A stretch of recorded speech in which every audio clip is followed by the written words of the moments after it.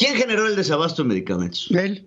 Ya que acepta el presidente este tipo de cosas, ya que el presidente de la República acepta que no hay medicamentos, ¿en dónde dejamos la narrativa de Hugo López-Gatell, que hace poco acusaba a los padres de familia? Desde hoy, el ingeniero Ferriz de Con va a repartir las tarjetas del bienestar. Pedro Ferriz Híjar y Pedro Ferriz de Con. Central FM. Equilibrio. Y aquí con mi querido Pedro Ferriz Híjar, a quien saludo. Ingeniero ¿Cómo Pedro estás? Ferriz de Con, pues con la novedad de que hoy es jueves. Entonces eso siempre... Ese es un buen prólogo, ¿no? El jueves es buen día, ¿no? Prólogo para un buen libro. Bonito día porque ya estás acercándote al fin de semana, ya sabe a viernes, ya, está bien, ¿no? Está sabroso. Despierto, es jueves, vamos. Pero bueno, vamos a hablar hoy. Ya pusiste el video que quiero volver a poner sobre el presidente aceptando el desabasto de medicamentos. Entonces mira, como buen porro, que es Andrés Manuel López Obrador, ¿quién generó el desabasto de medicamentos? Él. O sea, había un sistema de compras en el Seguro Social, en el ISSSTE, en la Secretaría de Salud. Primero lo consolidó y después lo desaparece. Lo consolida para dárselo a Birmex, y Birmex lo hemos venido diciendo. No tiene estructura. No tiene estructura. Entonces, haz de cuenta que ahorita te hago a ti que reparta las tarjetas del INE. Desde hoy, el ingeniero Ferriz de Con va a repartir las tarjetas del bienestar.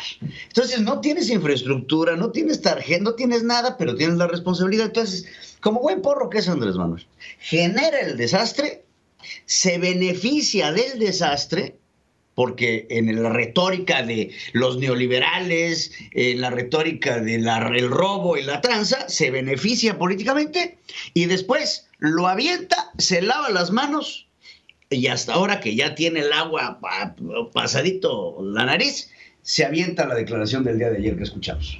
Pero ya tenemos que terminar de resolver el problema del abasto de los medicamentos.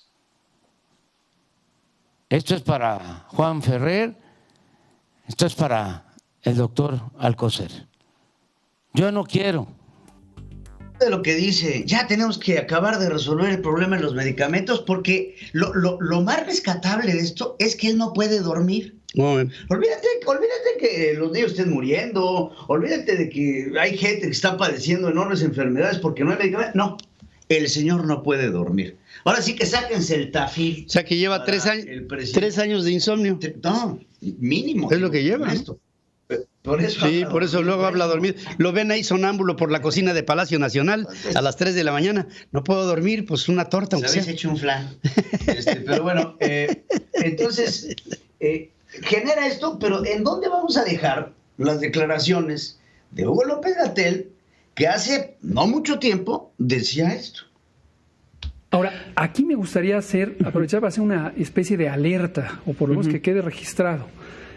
Este tipo de generación de narrativas de golpe, a veces se ha conectado en Latinoamérica, en la historia de Latinoamérica, con golpe Sí, claro. de Estado. Sí, claro, por supuesto. Y esta idea de los niños con cáncer que no tienen medicamentos, cada vez lo vemos más posicionado como parte de una campaña más allá del país, sí, claro, de los grupos de derecha internacionales que están buscando crear esta ola de simpatía en la ciudadanía mexicana, ya con una...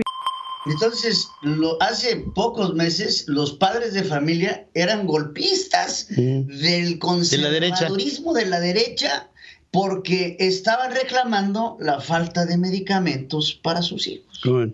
Entonces, ya que acepta el presidente este tipo de cosas, ya que el presidente de la República acepta que no hay medicamentos, ¿en dónde dejamos la narrativa de Hugo López-Gatell, que hace poco acusaba a los padres de familia de defender a sus hijos, de ser golpistas porque quieren desprestigiar al que no duerme? Entonces, pues es la hipocresía que tiene este gobierno por todos lados. Mira, te voy a dar otro dato hipócrita del presidente. ¿Te acuerdas el acuerdo que se suscribió en Glasgow? Este acuerdo para la deforestación y después se hizo un acuerdo para la emisión y el no deterioro de la tierra, de carbono, etcétera. Entonces, en el acuerdo hay una cláusula que dice que los países firmantes deben de desaparecer los autos de combustible, de combustible fósil interna para el 2035. Entonces, yo me quiero imaginar que ya después de todo el alboroto que se hizo, alguien decidió leer lo que estaban firmando. Y entonces, el día de ayer, escucha esta, la Secretaría de Economía saca un comunicado diciendo que el tratado que firmaron no es vinculante. Entonces, nada más lo firmaron por firmarlo.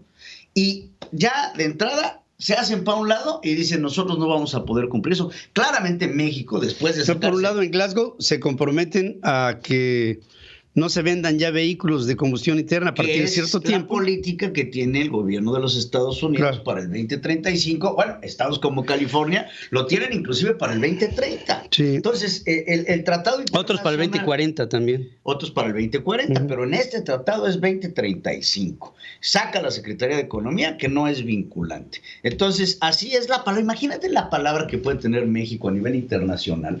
Cuando los tratados internacionales que firmen, al día siguiente, las secretarías que tendrían que asumir las responsabilidades los declaran como no vinculantes cuando en la estructura legal del país está la Constitución y después están los tratados internacionales que se puedan llegar a firmar en grado de importancia. Entonces, nada más para que le vayamos midiendo. Otra cosa que se platicó el día de hoy en la conferencia mañanera, el presidente está en Colima, en donde habló de Santiago Nieto.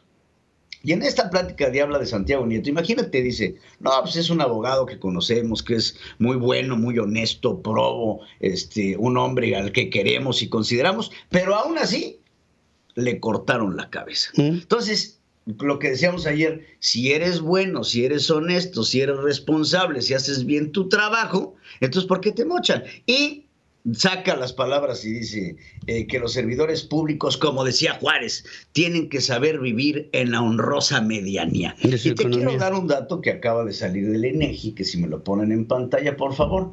6.3 millones de mexicanos tuvieron que dejar la clase media. ¿A dónde se fueron? No me quiero imaginar que se hicieron socios de Elon Musk o de Slim. Facebook, o de Slim. Estos 6.3 millones de mexicanos que vivían en la honrosa medianía, que por cierto el presidente ataca constantemente, pues tienen que dejarla para irse a la pobreza.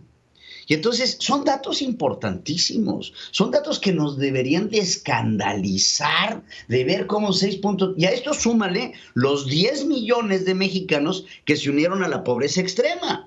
Entonces, así como la base de la pirámide está creciendo, en lugar de ir al revés, estamos creciendo una base de la pirámide en la pobreza y pobreza extrema, la clase media cada vez más chiquita y el presidente llamando a vivir en la honrosa medianía, esta honrosa medianía que está ayudando a destruir. Así es. Pero tiene un efecto teflón estas gentes de la izquierda, porque nada se les pega. No son culpables de nada, todo se les resbala. Todo se les resbala.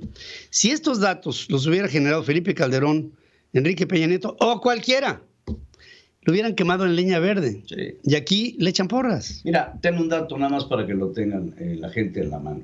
La inflación en el periodo de Felipe Calderón fue del 3.5%. Promedio.